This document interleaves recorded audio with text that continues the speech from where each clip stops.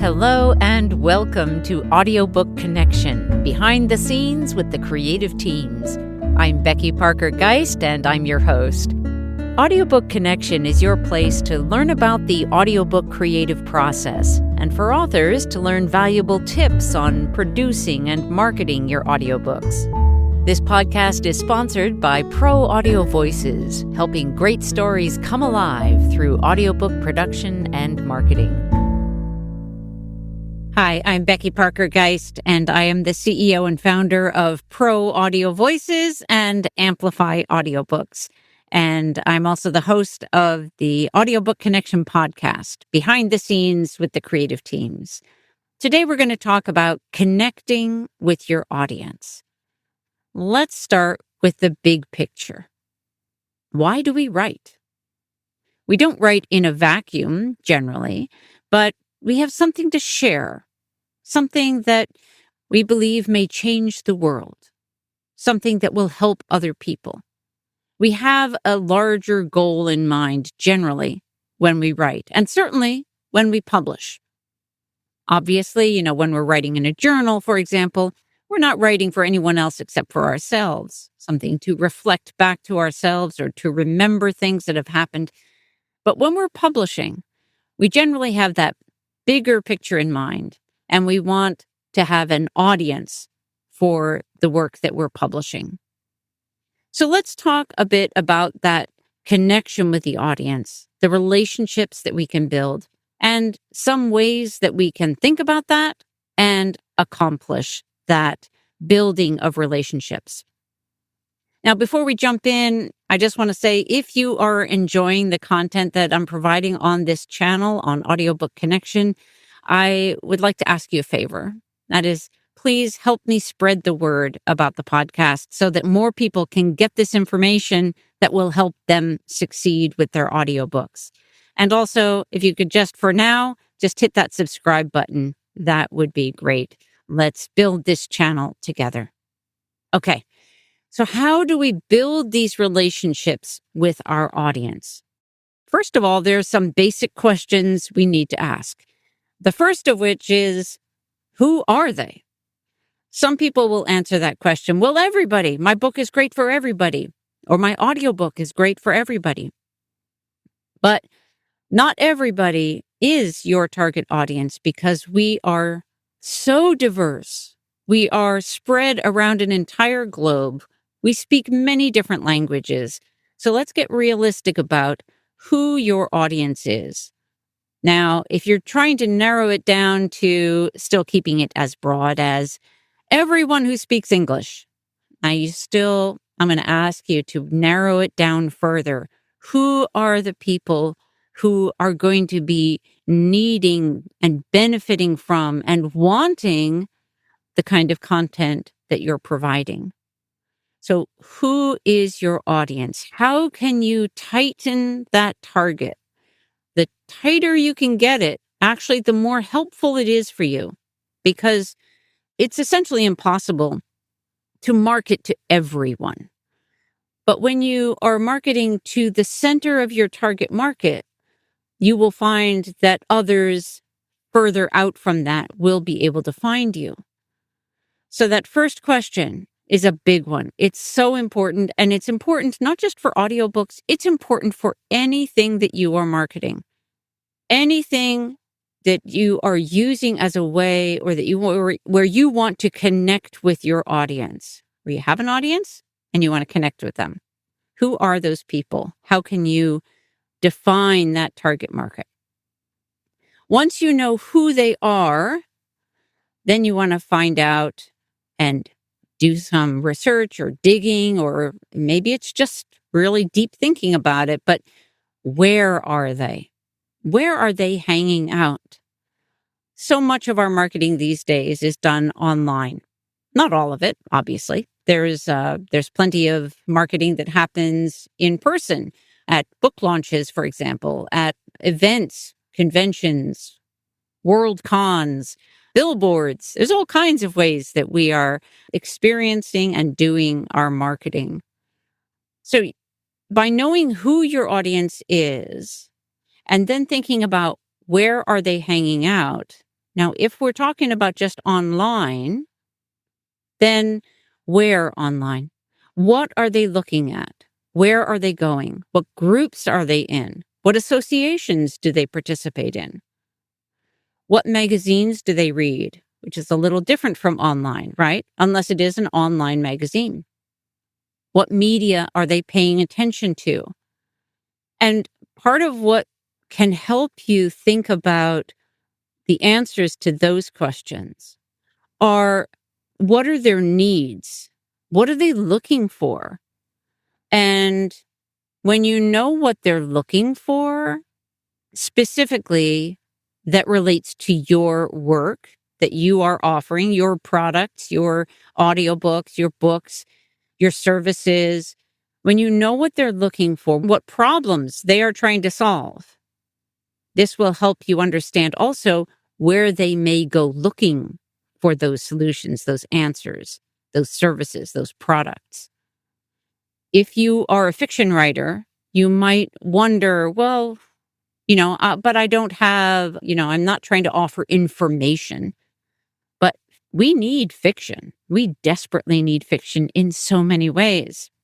So because that one is a little less obvious for many authors, I'm going to offer a little bit more input into the kinds of things that your work may offer to them. It may offer them an escape, that they need to just escape from the reality of their lives and step into an alternate world that you have written and have created in your writing. And so you're giving them that way to get away, to escape.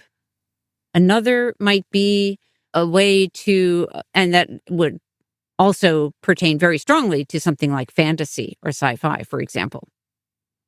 They may also be looking for a way to experience something different, something that is outside of themselves. And a lot of our fiction, well, pretty much all of our fiction, is a way to allow them to do that. Why might they be doing that? Well, they might need a break from reality. They might need to work through some stuff. If they're the stepping into experiencing the lives of other people, the emotions that they experience, the kinds of experiences that your characters have.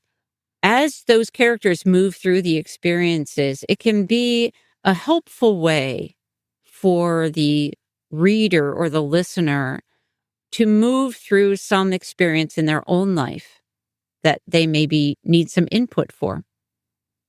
They might be looking just to broaden their experience, in which case reading or listening to books that have other cultures involved or may reflect a whole different part of the world. These are all different ways that they may be looking, the kinds of things they might be looking for. With children's books, they then were looking at, what are the parents wanting to experience or have their children experience? They may want to be teaching them some lessons or giving them some valuable emotional intelligence kind of input. They may be trying to teach them something or simply entertain them, just delight them with an imaginative story. There's so many different things. They may be looking for ways to help their kids go to sleep at night without the lights turned on, looking at a book, right? Or looking at a screen, for example. When we give them an audiobook, they can close their eyes and let their imagination take it from there as they listen to the audiobook. So again, we're thinking about who your audience is, where they're hanging out, especially in relation to finding solutions to whatever challenges or problems they may be having. So the other thing about the search for solutions is, how might they describe what they're looking for? We're going to come back to that in more depth a little further on. But that is an important aspect of this. What are they looking for? Because there are many different ways that we can describe what we're looking for. And this is an important aspect of marketing that you'll need to tap into. Where are they searching? This goes back to where are they? Some, for example, parents and teachers may be joining groups of other parents and teachers, educators, where they can ask questions about, like, what books are you sharing with your kids? What are you finding? What are the best ones that you found recently and why? So that might be a way that they're asking. People may be looking through some kinds of online or physical catalogs in order to find what they're looking for. As an example, there is a special sales program that we participate with Amplify Audiobooks, where salespeople who are helping different kinds of companies and organizations, associations, find promotional products that are going to help their clients either sell more of their product or express appreciation to their employees or any number of things, but they buy in bulk sales. Again, they are looking for products that will help meet a need and solve a challenge that their clients are then, going to be able to utilize so that they can have the impact that they're trying to have, right? Okay, so where are they searching? And then the next thing that we're going to dive into is about getting into rapport with your marketing. So we're going to take a short pause, and then we're going to come right back and we're going to dive deeper into rapport. Would you like to earn more from your audiobook sales? If you're an author with an audiobook, you may have noticed that royalties from Audible especially, and other platforms as well, are frankly kinda pathetically low, disappointingly low, and unfairly low considering what it cost you in effort and resources to create it. How is it the retailers are the ones making all the money off your work and investment? As someone who started in the audiobook industry in 1981, I've found it frustrating that authors keep getting shortchanged.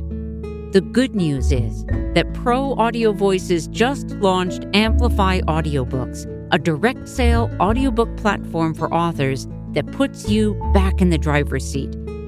Earn 65% of the gross sales price that you set. Compare that to the percentage of the percentage that retailers give. Run promotions on schedule whenever you want. Create coupon codes. Build community with your customers, since you'll know who they are and how to contact them. Work with a caring, responsive, supportive team to help you succeed all along the way. Get help with marketing. Get paid weekly. We're helping audiobook authors who are frustrated by painfully low royalties and the barriers that prevent them from managing their own products and customers. Amplify Audiobooks is a direct sale platform that enables authors to earn much higher royalties and have way more control. We're disrupting the audiobook industry by putting authors first. Get started today at proaudiovoices.app or go to proaudiovoices.com and click on the Distribution Amplify link. Join the movement. Okay, so first of all, let's define what rapport is. One definition of rapport is that it is a relationship based on understanding, appreciation, and respect. It is a gift of the possibility for communication, freely offered from one human being to another. And when you are in rapport with your audience, this is where a true connection can happen. And this is what we want to make happen, because when you have rapport with your audience, with your following, that's when many great things can come about. You will see sales will increase. You will experience more community with your audience. All of these are great, and your audience will also have a better experience. They will feel more committed to you and will follow you more avidly, buy your books more readily as that relationship strengthens. So some of the things that, in particular, with marketing online, this is going to be true no matter what format you're in. But because so much marketing happens online, then we're going to focus most of this rest of this episode on online marketing. I want to address, first of all, one thing that my mentor, shout out to Steve Napolitan, my mentor has made very clear and is part of what he has helped me to understand, is that when marketing is failing, when it's not working for you, there's basically one of two options for what's happening. One is you're speaking to the wrong people, and that comes back to who is your audience, right? Getting clear on who your audience is. And the second is that you're sending the wrong message. And this is directly tied to that rapport aspect, right? Trying to get into rapport. There are many different elements of rapport. Some is physical rapport, like when you're actually physically with somebody, or it could be also if you're on a Zoom call with somebody, that can be a part of that. Another is the vocal matching or reflecting back of vocal tone or patterning. So if you speak really fast, for example, and you're speaking with somebody who speaks at a much more measured, slower pace, you're not really getting into rapport with that person vocally. You might be in rapport with them in other ways, which would mitigate that communication, would help with the communication. But the more that we can find ways to be in rapport with our audience, the better. Another element of rapport is the words that we use. And this is where keywords are so important. Okay. And we're going to talk about how keywords are going to make a difference in our marketing. So first of all, when you are fully in rapport with your audience, some of the things that they will experience and you will experience with them is that they will get that feeling that you know them and their world. There is a sense of knowing and comfort with that. There's a sense that you respect and appreciate their life and their world. You understand what they value, and that you and they are speaking the same language. That's a big one, that you're speaking the same language. Sometimes we'll say that, oh, you speak my language. We're using some of those same keywords. And this is a part of that sense, that feeling of connecting with another human being. You get that, like, oh, we're on the same wavelength, right? That same kind of in rapport vibe. There's appreciation, acceptance, and respect in the interaction. And trust is appropriate and safe. It is a part of our creature brain saying, okay, you're safe working with this person, or you're safe, within this relationship, in this communication. And that is critical to being able for an audience member of yours to say yes to what you are offering. So just another example about language, the language that we use. This is kind of a clear, I think, example of how it can be harder sometimes to be in rapport. Think about if you are an English speaking person and you're in a country or with a person who does not speak English. They only speak in some other language. That can make it hard for you to understand because you don't understand their words, right? However, you may have experienced that if you have the context, like if you're with them physically and you're in rapport physically, let's say like you're both sitting together, you may both have your legs crossed, you're drinking a cup of coffee or something, you can watch their face and you can see what they're trying to express in their words. And you can actually learn a lot and understand a lot from the context that they are providing physically. So that can really be helpful. And the tone of their voice, we can tell usually if someone is upset or if they're excited, or if they're sad. We can tell these things just by the tone of voice. So these are, that's just an example of how some aspects of being in rapport can really help when some other aspect may not be available to us to be in rapport. For example, when we're online. Okay. Now, I want to come back to what we talked about earlier with our audience and what are they searching for, or what words are they using to search for the solution to whatever the problem is, right? Whether the problem is, I need a next adventure, I need something fun to listen to, or I need some kind of information, or I need help with some issue in my life that is challenging me, or I need something to keep the kids busy, whatever it is. When they go online, they're going to search, whether it's on Amazon or Google or wherever it is, they're going to use some phrase to try to express what it is that they need. And when you understand and can figure out what those words are, and if those words match appropriately with your content, bingo, that's a win. That's a win for both of you, right? Because now with your word choice, you are finding rapport with your audience. You're connecting with them genuinely. And even if you're not, face to face or even, online face to face, your words will resonate with what they need. Now, consider the fact that whatever it is that you have to offer, there are many different ways that you could express or that you could describe your book or audiobook or anything else, right? There are many ways to describe it. Now, you may have one way that you typically use that you think is, the way, right? It's helpful to consider what other people who are still in your target market, who are still looking for your content, what are some of the other ways that they might search for that aren't the first ones you think of or even the fifth ones you think of, right? What are those search terms that they might use?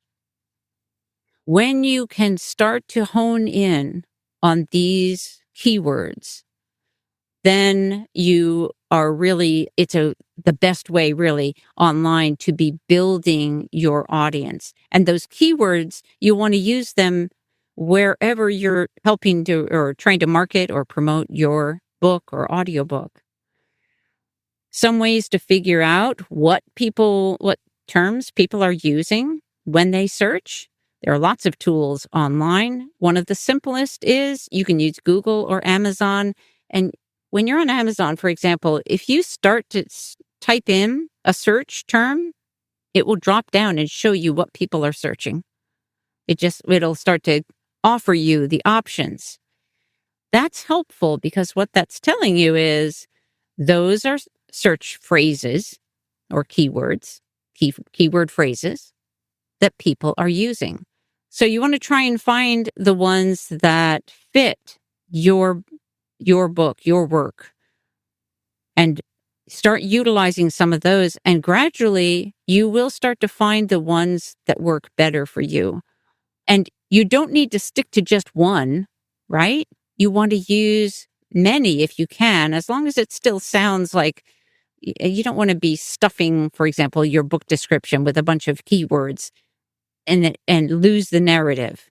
That's not effective and nobody likes that experience. So you just get downgraded on that. People will stop paying attention, but find those words and then utilize them on your website, in your book description, wherever you post that, in your social media postings. These are words that you want to actively utilize. And you may also find that, using AI to help you identify for your content what some keywords might be. That is a good use for something like AI, as opposed to having it narrate your audiobooks, which I am opposed to. But it has its place, and that can be a place where it can be useful to you. So take advantage of that. So again, we want to get into rapport with our audience by using the words that they use. And another way to get into rapport, and it's a little one-sided in a way, but I want to express to you one of the reasons I think that doing video posts in your marketing, on your social media, one of the reasons why doing like a, face to camera, voice to camera, what video is helpful is that you're presenting yourself, you're showing who you are, and that can then help people get comfortable with you. Even if you are they're not there with you to be able to be in rapport, it gives them a glimpse into who you are. And over time, to build that sense of safety and being able to be comfortable with you, to trust you. And if you're not trustworthy, then don't do it. But if you are trustworthy, and I am assuming that you are, right? Most people are, I think. And so if you're trying to share something that will be of value to them, then you need to establish with them that trust. Okay. So I'm going to wrap it up here for now, but I want to say thank you for being with me and spending this time with me. I love hearing from my audience as to what questions you would like to ask that will be helpful to you in the work that you're doing with your audiobooks, especially, and your marketing. And again, as I mentioned earlier, if you find this content valuable and can share it with others, I would greatly appreciate that. So thank you so much for being with me today. I'm Becky Parker Geist, and I wish you the very best. Thanks. Thanks for joining us for Audiobook Connection, behind the scenes with the creative teams. Please take a moment to subscribe at audiobookconnection.com. The podcast is sponsored by Pro Audio Voices, helping great stories come alive through audiobook production and marketing. Learn more at proaudiovoices.com. Again, thanks for being with us, and please join us next week.